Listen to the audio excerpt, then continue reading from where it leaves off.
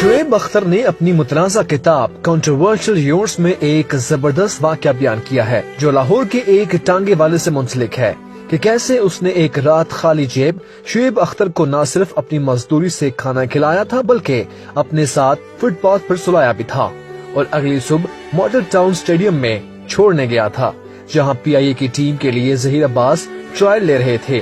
شعیب اختر اس واقعے کے بارے میں لکھتا ہے کہ وہ ایک اچھا طالب علم تھا، اس لیے اس کا خاندان چاہتا تھا کہ وہ اپنی تعلیم جاری رکھے، لیکن اس کے یوتھ ٹیسٹ اور ون ڈے انٹرنیشنل ڈیبیو نے اسے یہ احساس دلایا تھا کہ کرکٹ اب اس کی واحد دلچسپی تھی۔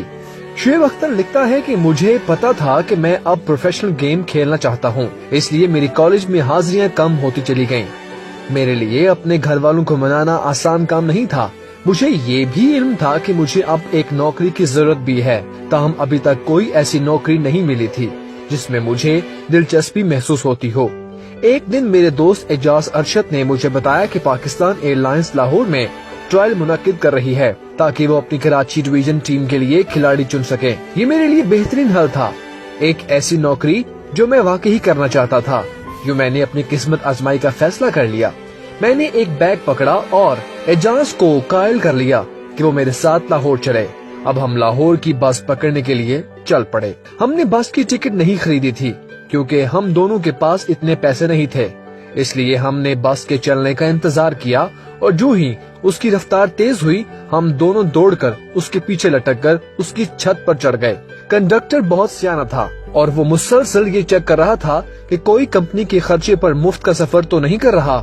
7 گھنٹے کا وہ سارا سفر ہمارا اس بس کنڈکٹر کو ڈاج کرانے میں گزرا۔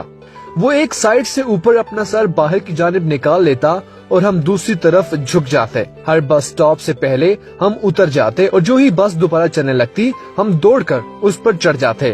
مجھے یہ سفر اچھی طرح یاد ہے کیونکہ کنڈکٹر نے اس طرح طے کیا ہوا تھا کہ اس نے ہم سے کرایہ وصول کرنا ہے جیسے ہم نے سوچا ہوا تھا کہ ہم دونوں نے نہیں دینا اور ہم نے مفت سفر کرنا ہے۔ اس طرح ہم شام تک لاہور پہنچ گئے۔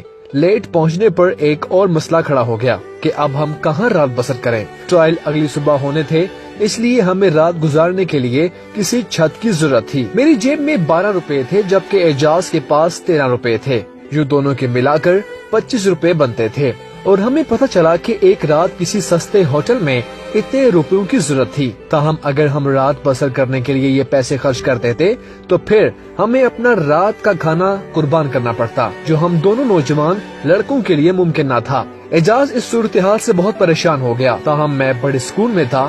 میں نے اسے بتایا کہ میں رات گزارنے کے لیے کسی ٹانگے والے کے ساتھ جگہ ڈھونڈ لوں گا۔ میں نے ٹانگا دیکھا جو کہ نیا لگ رہا تھا اور اس کو جوان کے پاس گیا اور سلام کہا۔ میں چاہتا ہوں کہ آپ مجھے آج رات کا کھانا کھلائیں۔ اس نے پوچھا تم کون ہو؟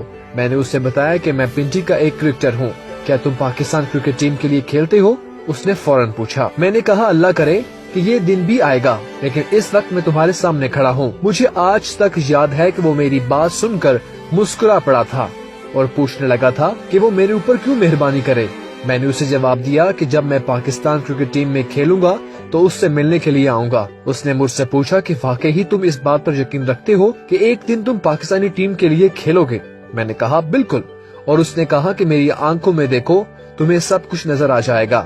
ٹانگے والا بولا تو پھر ٹھیک ہے کہ یہ ڈیل ہے۔ اس طرح میں نے عزیز خان کو اس بات پر بھی راضی کیا تھا کہ وہ ہمیں اپنے ساتھ سونے کی جگہ بھی دے۔ اس رات میں سکون سے لاہور کے فٹ پاتھ پر ٹانگے والے کے ساتھ سویا۔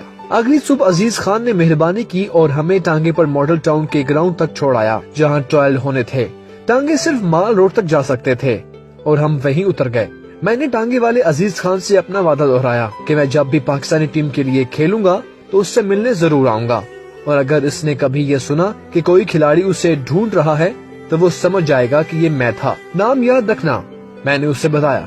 وہاں سے 2 گھنٹے پیدل چلنے کے بعد ماڈل ٹاؤن کے گراؤنڈ پہنچ گئے، اور جب مجھ پر ہر طرف سے پیسوں کی بارش ہونے لگی اور میں اشتہاروں کی مدد سے اپنا پنٹی کا گھر بنانے میں کامیاب ہو گیا تو میں نے ابھی تک ایک وعدہ پورا کرنا تھا۔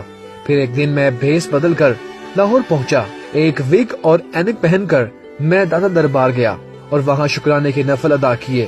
اس کے بعد ریلوے اسٹیشن کی طرف نکل گیا تاکہ اسی ٹانگے والے عزیز خان کو تلاش کر سکوں جس نے 6 سال قبل مجھے فٹ پاتھ پر سونے کے لیے اپنے ساتھ جگہ دی تھی۔ مجھے اسے تلاش کرنے میں خاصا وقت لگ گیا تاہم آخر میں اسے ڈھونڈ لیا۔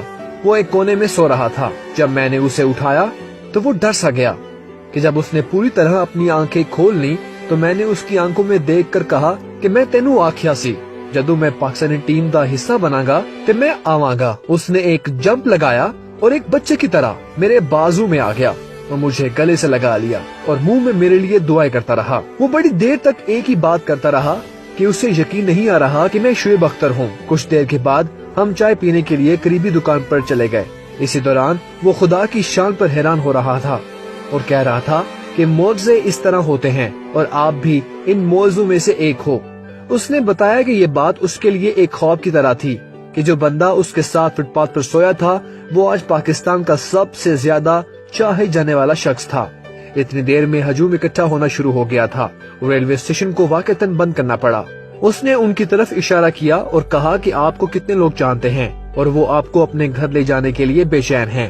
میں نے کہا ہاں، لیکن تم وہ شخص تھے جس نے مجھے اس وقت پناہ دی جب مجھے کوئی نہیں جانتا تھا، اس لیے تم واحد شخص ہو جسے میں جانتا ہوں اور میں یہاں صرف تم سے ملنے آیا ہوں۔ میں نے بڑی کوشش کی کہ اس کی جیب میں کچھ روپے ڈال دوں، لیکن اس نے وہ رقم مجھ سے نہیں لی۔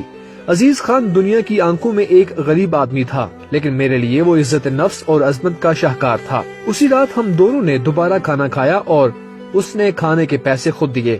وہ بولا کہ اس دن بھی میں نے تجھے کھانا کھلایا تھا اور آج بھی میں ہی کھلاؤں گا۔ اس دن تو میرے لیے شعیب تھا اور میں چاہتا ہوں کہ تو ہمیشہ شعیب ہی رہے، کبھی نہ بدلنا۔ اس نے مجھ سے پوچھا کہ کیا میں اس کے ٹانگے کی سواری کروں گا؟ میں نے کہا کیوں نہیں۔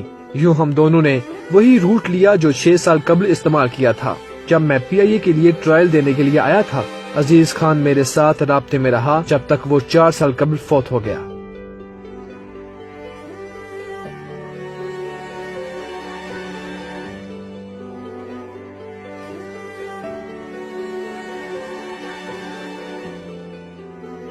مزید اچھی ویڈیوز دیکھنے کے لیے ہمارا چینل نبیل رشید سبسکرائب کریں۔